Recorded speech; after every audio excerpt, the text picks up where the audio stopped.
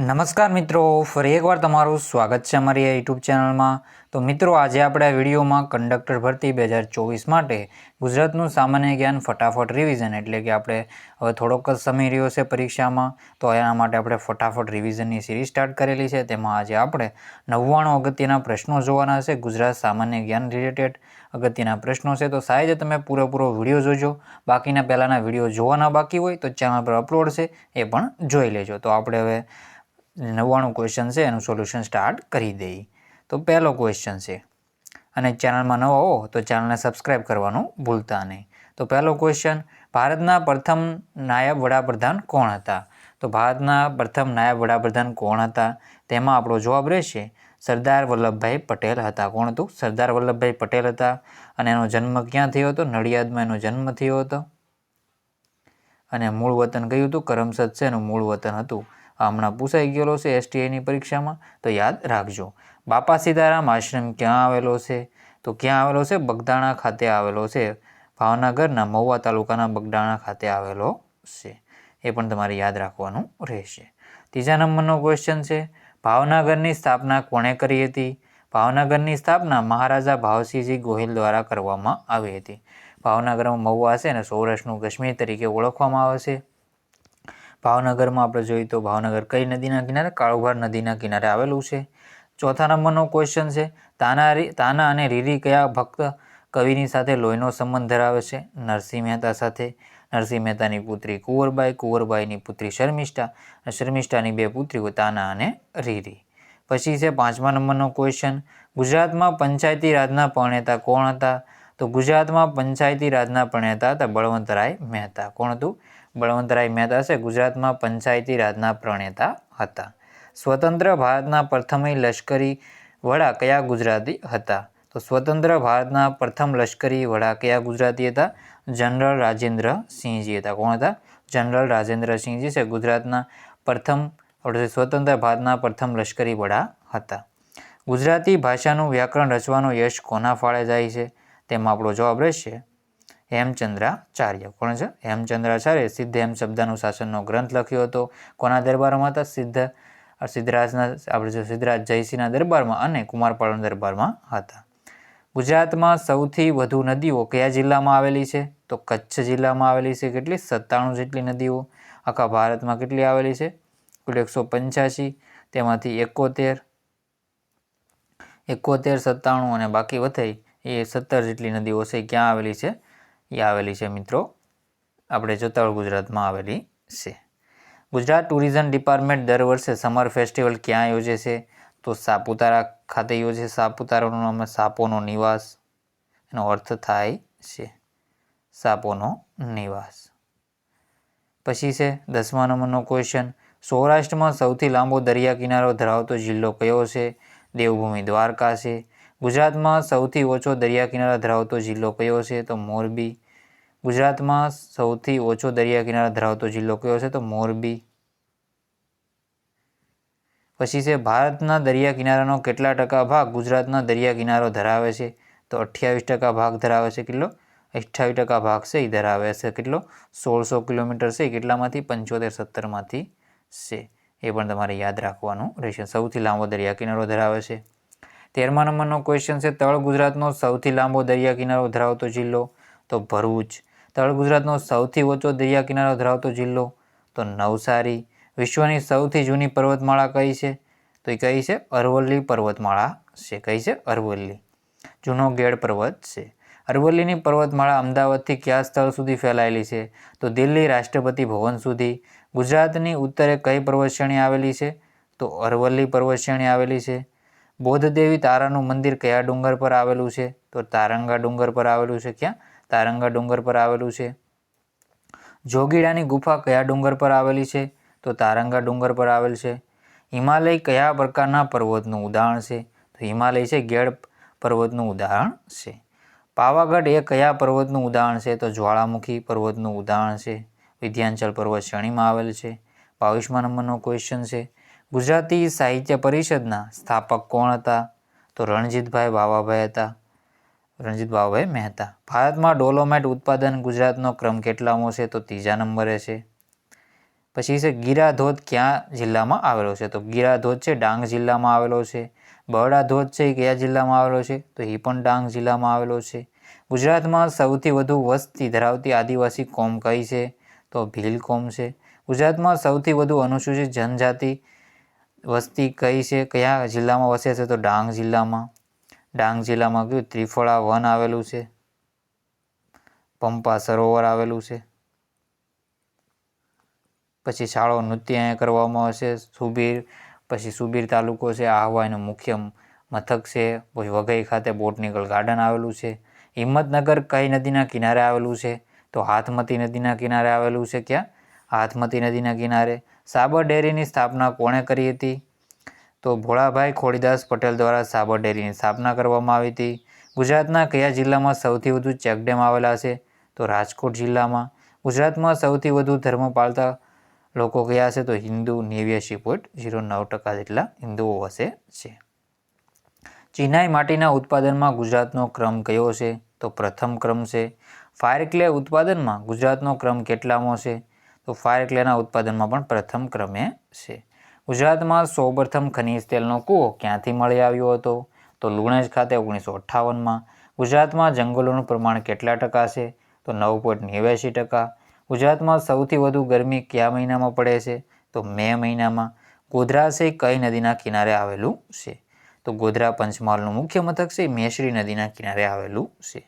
ઉનાઈ ધોધ કયા જિલ્લામાં આવેલો છે? તો ઉનાઈ ધોધ છે એ નવસારી જિલ્લામાં આવેલો છે. ક્યાં આવેલો છે? નવસારી જિલ્લામાં. 39મા નંબરનો ક્વેશ્ચન, જોડિયા ધોધ કયા જિલ્લામાં આવેલો છે? તો જોડિયા ધોધ છે વલસાડ જિલ્લામાં આવેલો છે. સૌથી મોટું પુસ્તકાલય કયું છે? તો સૌથી મોટું પુસ્તકાલય છે સેન્ટ્રલ લાઇબ્રેરી છે. કયું? Central library. સૌથી મોટો વનસ્પતિ ઉદ્યાન કયો છે? તો સૌથી મોટો વનસ્પતિ ઉદ્યાન છે વઘઈ ડાંગમાં આવેલું છે. નાગરવેલના પાન માટે કયું સ્થળ જાણીતું છે? તો નાગરવેલના પાન માટે ચોરવાડ જાણીતું છે. કયું? ચોરવાડ જાણીતું છે. પછી છે સર્પગંધા નદી છે ક્યાં જિલ્લામાં આવેલી છે? એટલે કે ડાંગ જિલ્લામાં આવેલ છે. મંજીરા નૃત્ય એ કઈ જાતિનું પ્રચલિત નૃત્ય છે? પઢાર જાતિનું. ગુજરાતનું સૌપ્રથમ નેચર એજ્યુકેશન સેન્ટર ક્યાં આવેલું છે? તો હિંગોળગઢ ખાતે. અમદાવાદનો ઇતિહાસ પુસ્તકના લેખક કોણ છે? તો મગનલાલ વખતચંદ શેઠ છે. ગુજરાતમાં સૌપ્રથમ સ્થપાયેલું મ્યુઝિયમ કયું છે? કચ્છ મ્યુઝિયમ ભુજ ખાતે આવેલું છે. અને હમણાં સ્મૃતિ વન જોઈએ તો સ્મૃતિ એક મ્યુઝિયમ છે આપણે જે 2001માં ભૂકંપ આવેલો હતો ત્યારે જે બનાવવામાં આવ્યું છે હમણાં એને એવોર્ડ પણ મળેલો છે. અમદાવાદમાં સૌપ્રથમ કન્યા શાળાની સ્થાપના કોણે કરી હતી? તો હરકુંવર શેઠાણી દ્વારા. ગુજરાતમાં જાણીતા ભીલ લોક ગાયિકા કોણ છે? તો દિવાળીબેન ભીલ. ગુજરાતમાં વેદ મંદિરોના સ્થાપક કોણ હતા? તો સ્વામી ગંગેશ્વરાનંદજી. કયા શહેરને ફૂલોનું શહેર કહેવામાં આવે છે? તો પાલનપુરને. ગુજરાતમાં કયા અગ્રણી ઉદ્યોગપતિએ કેલ્કો મિલની સ્થાપના કરી હતી? તો અંબાલાલ સારાભાઈ. ગુજરાતી મહાનવલ સરસ્વતીચંદ્રના લેખક કોણ છે? તો ગોવર્ધનરાવ ત્રિપાઠી. સિક્કા થર્મલ પાવર સ્ટેશન ક્યાં આવેલું છે? તો એ જામનગર ખાતે આવેલું છે. ક્યાં? અને સૌથી મોટી આપણે જોઈએ તો પેટ્રોલિયમ શુદ્ધિકરણ રિફાઇનરી પણ જામનગર ખાતે આવેલું છે. સિક્કા બંદર છે, ભેડી બંદર છે, જોડિયા બંદર છે એ આવેલા છે જામનગરમાં. ગોંડલમાં આવેલો અને પોતાની સ્થાપત્યકીય રચનાને કારણે જાણીતા મહેલનું નામ આપો. તો નવલખા મહેલ. નવલખી બંદર મોરબી ખાતે. પછી નવલખા પેલેસ તો એ ક્યાં આવેલો છે તમારે જણાવવાનું રહેશે. નવલખી મંદિર છે આપણે નવલખા મંદિર છે ક્યાં આવે છે? ગુમલી ખાતે, દેવભૂમિ દ્વારકામાં.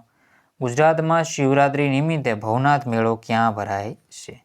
તો જૂનાગઢ ખાતે ભરાય છે. અમદાવાદને ધૂળિયું શહેર તરીકે કોણે વર્ણવ્યું હતું? તો જહાંગીરે વર્ણવ્યું હતું. અમદાવાદ શહેરમાં પગ મૂકનાર પ્રથમ મુઘલ બાદશાહ કોણ હતું? હુમાયું. અકબરે ગુજરાત પર ચડાઈ ક્યારે કરી હતી? તો 1572માં. અને કયા વેપારીએ ગુજરાત પર ચડાઈ કરવાનું આપણે જોઈએ તો અકબરને કહ્યું હતું? તો અમીર ઇતિમાદ ખાને કહ્યું હતું. શાહીબાગની સ્થાપના કોણે કરી હતી? તો શાહજહાં દ્વારા. ભગવદ્ ગોમંડળ ગ્રંથો કોણે તૈયાર કરાવ્યા હતા? તો મહારાજા ભગવતસિંહજીએ. વનસ્પતિ દવાઓ અને યદુકુળનો ઇતિહાસ નામે પુસ્તકો પ્રગટ કરીને તેમાં બોમ્બ બનાવવાની રીતો દર્શાવનાર ક્રાંતિકારી લેખક કોણ હતા?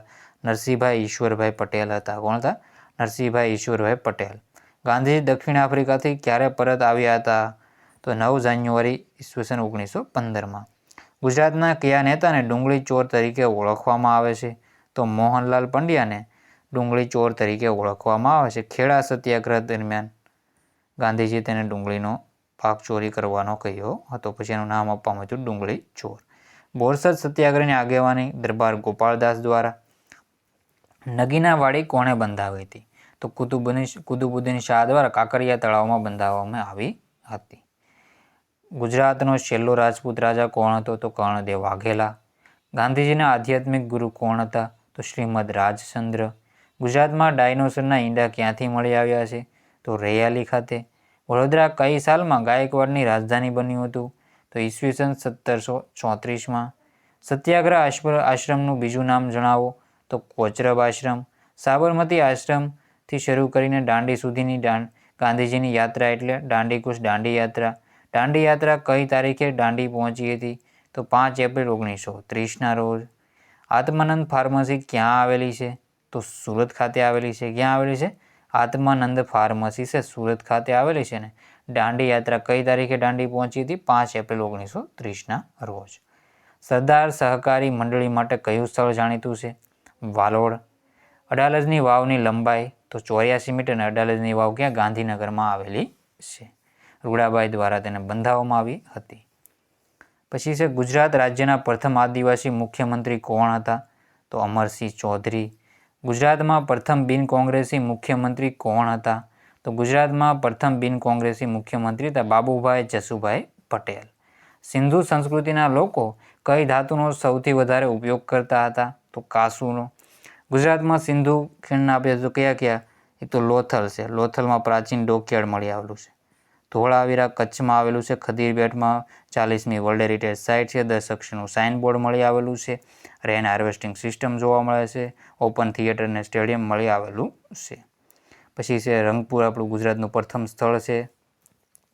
બાકી ઘણા છે કચ્છમાં છે કાનમેર આવેલું છે, દેશલપર છે, કુરણગઢ છે, બધા આવે કરણગઢ આવેલા છે. લાંગણા છે, કોટપેટ આંબલી છે, રોજડી છે.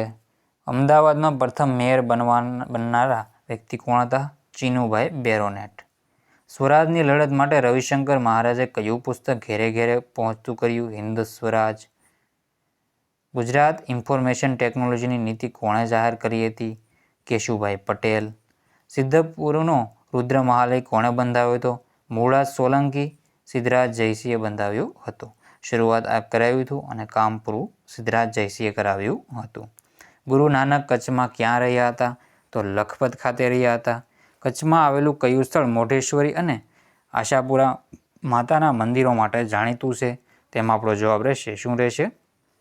તેરા ગામ. ગુજરાતનું કયું સ્થળ હિન્દનું બારુ તરીકે ઓળખાય છે?